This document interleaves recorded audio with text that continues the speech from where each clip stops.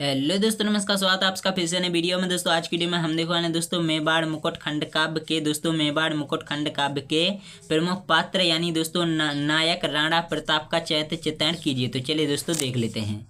दोस्तों कवि गंगा रत्न पांडे द्वारा रचित मेवाड़ मुकुट खंड काव्य महाराणा प्रताप को केंद्र में रखकर लिखा गया है। वही इस खंड काव्य के नायक है। उनके चरित्र की उल्लेखनीय विशेषताएं निम्नलिखित हैं। सबसे पहली जो उनकी विशेषता है, मातृभूमि के रक्षक। दोस्तों महाराणा प्रताप को अपनी मातृभूमि मेवाड़ से बहुत प्यार है। वह उसकी रक्षा के लिए हल्दी घाटी का युद्ध करते हैं। इस युद्ध में वह परास्त होते हैं, परंतु वह पुनः अपनी मातृभूमि की रक्षा के लिए तत्पर हो जाते हैं और सैन्य बल जुटाने के लिए प्रयासरत होते हैं। वह अपनी अंतिम सांस तक मातृभूमि के लिए लड़ते रहते हैं और अपनी मातृभूमि को स्वतंत्र कराना ही उनके जीवन का मुख्य लक्ष्य है। दोस्तों दूसरा है शरणागत वत्सल, यानी दोस्तों राणा प्रताप शरणागत वत्सल हैं। उनके कुल की गरिमा के अनुकूल है।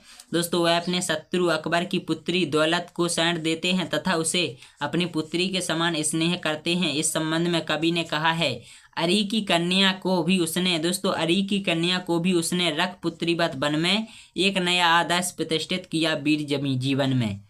दोस्तों आगे है उनका जो तीसरी विशेषता है दोस्तों, स्नेहमयी पिता। दोस्तों राणा प्रताप स्नेहमयी पिता हैं। अपने बच्चों को भूख से व्याकुल देखकर उनके नेत्रों में अश्रुधारा प्रवाहित हो जाती है। स्वयं दौलत उनकी प्रशंसा में कहती है, सचमुच ये कितने महान है, कितने गौरवशाली। इनको पिता बनाकर मैंने बहुत बड़ा निधि पाली।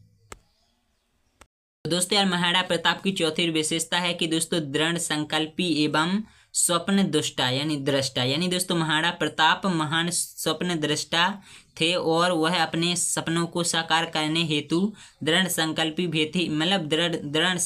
भी थे और उनका एक ही स्वप्न था, मेवाड़ की स्वतंत्रता। अपने स्वप्न को पूरा करने के लिए उन्होंने आजीवन संघर्ष किया और उनके बारे में कवि गंगा रत्न पांडे ने इस खंड काव्य में भूमिका में लिखा है कि राणा प्रताप कोरे स्वप्नदर्शी नहीं हैं।